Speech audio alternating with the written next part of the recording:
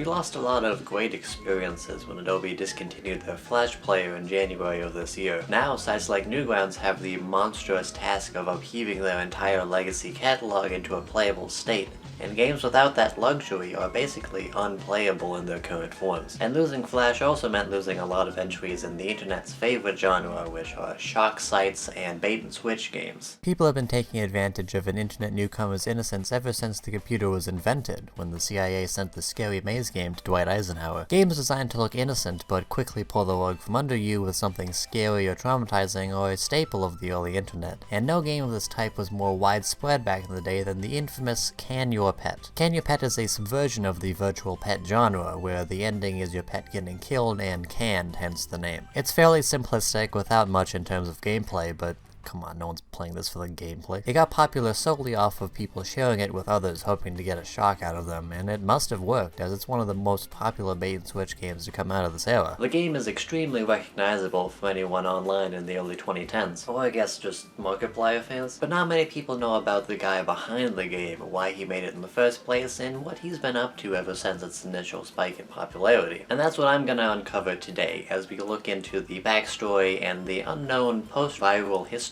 of Can Your Pet. Can Your Pet was released on February 2nd, 2010 by South Korean software and game developer He-Man Sao, who goes under the alias Scareyama online. Scareyama had been developing as a hobby for a long time, but he would turn professional after getting enrolled in Sungkyukwon University and focusing his education on software development. It was quickly apparent that he was top tier, with him winning several grand prizes from the university's game design competitions. He would win first prize in 2007's Seoul Media Jam and would become co-founder of his own independent game company, Play Plus Limited, in 2010. Another important game-related happening in 2010 was the annual Global Game Jam, where developers had 48 hours to make a complete game within a certain theme and under certain restrictions to spice things up. 2010's theme was Deception. Scareyama would be entered into the university's team, and while other developers made games about robbing homes or infiltrating buildings, and a lot of games about monkeys for some reason, Scareyama had a different idea in mind. He took the theme of deception to mean a game that sought to deceive the player with its gameplay, and with that concept in mind,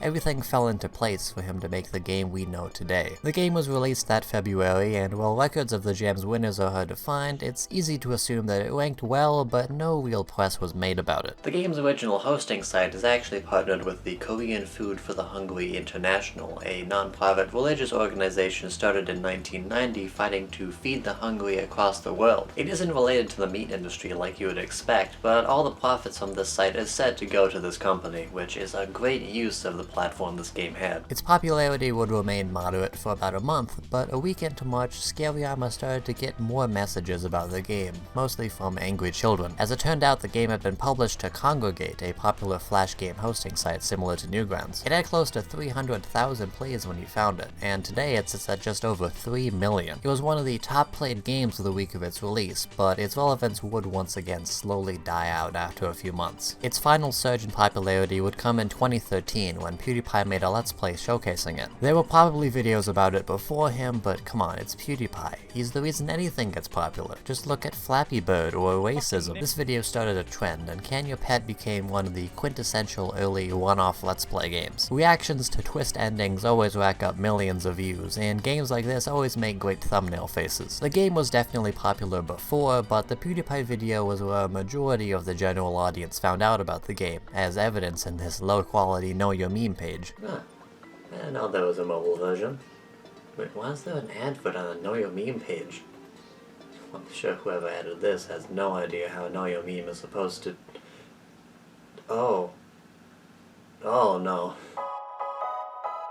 Now, I can research the guy behind the game all I want, but in looking up stuff for this video, I realized that I never actually played the game myself. I pretty much just watched Let's Plays and thought I saw all there was to see, but in playing the game for this video, I was pretty much right. But I had never heard of that mobile version, and in looking it up, I found out that there were multiple games in the Can Your franchise on the App Store. The game's popularity had died off years before all of these games, so I understand why no one's talked about them. So, for the sake of thoroughness, I should take a look at all of these just to see how Scareyama's developing skills have developed. Released in October of 2018, 5 years after its initial peak, Can Your Pet Classic is the classic Can Your Pet. It's just the original game ported to mobile devices without much changes, besides him forgetting to enable the keyboard on the only part where the keyboard is needed. I had to settle for Scout. Like, who names the chicken Scout? Also, who the hell is a chicken? There are some quality of life changes, like not actually needing to drag the food or water to your chicken, and the ball minigame surprisingly works a lot better on mobile. Besides those few minor changes, that's pretty much it. Not much to complain about, and honestly the concept blends in a lot better on mobile platforms. I could definitely see a game like this without the ending as an unironic cash cow on the App Store. This is chicken talk, fuck, fuck, fuck, fuck, fuck, fuck, fuck off. Released in 2015, this version is said to be a spiritual sequel to Can Your Pet, and when you start the game, you can already see the biggest change to the formula. Yep, this one's got ads, in-app purchases, and Scareyama turned the game into a number-farming clicker game. A startling yet pretty understandable response to a game as big as his. Besides the ads and the leveling up system, which basically becomes pointless after you can collect money automatically at the speed of light, there aren't that many changes to the formula. You can still do all the stuff you could with your pet in the base game, except now they all add towards how much money you can get. Instead of the pet dying being the ending, it's now just another event that gives you more money. There's also a new ending where the pet runs free, I'm assuming because the crying children finally got to him. I'm not really interested in these kinds of games, but it's a pretty solid version of a tried and true formula without too many issues besides the ads.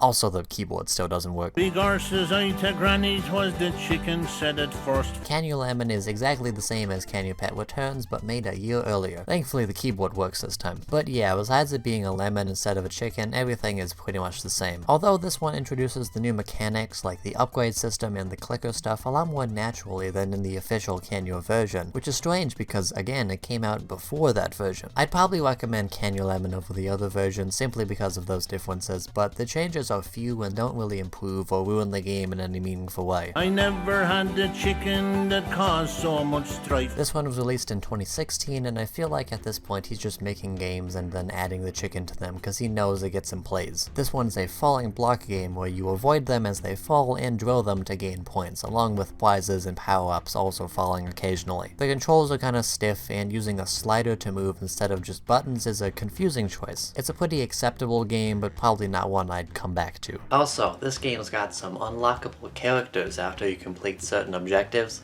Let's look at a few of the notable ones. First off, we've got Mommy, which I have to say is ahead of its time. Then we've got Frozen, no real subtlety there, it's just Elsa from Frozen. I'm sure that went along well, I'm sure Disney really happily agreed to that. Ball player, I see absolutely no problems whatsoever. And let's sing the chicken song, fuck, fuck, fuck, fuck, fuck, fuck, fuck off. This one was released in November of 2018, a month after the classic version. It's your standard Mom Hid My Game style escape room puzzle game. You find a key in each level by figuring out the series of events to get to it, while avoiding the ones that get you caught by the most obvious choice for an antagonist for the series. Again, this is another standard formula for mobile games, albeit this one's not a genre I expected the franchise to go in. Some of the puzzles are easy to grasp, like a key being on a high shelf, so you have to use a ladder to reach it, but some of these are just convoluted, and the solutions don't make any sense. Like one of the last levels is this run and jump minigame, but getting to the end just doesn't let you progress. This is the level I spent the most time on, just trying everything to figure out how to win this, and this is the only level that I used a hint on. As it turns out, the key is actually under the jump button. I mean, I'll give him this, I definitely did not think of that. Okay, this is just too far. Overall, Can Your Pet is a solid experience with a well-deserved legacy, but it's definitely a product of its time. And Scareyama himself is a well-meaning and competent, but kind of out-of-touch developer with a pretty weak grasp on what the Western internet would want out of a continuation of his game's concept. He now works for a pretty big Korean game company and seems to be living a comfortable life, with the apps I'm assuming as just comfortable side money. This game is pretty nostalgic for me because I watched his popularity explode in real time back in the day, but now it's just another side attraction on the road trip through an early 2010s internet user's memory lane. I hadn't thought about this game in a long time, so researching this video was pretty fun. But that's the past, present, and maybe future of Can Your Pet. I hope you guys enjoyed this video, and I'll see you all in the next video. Goodbye.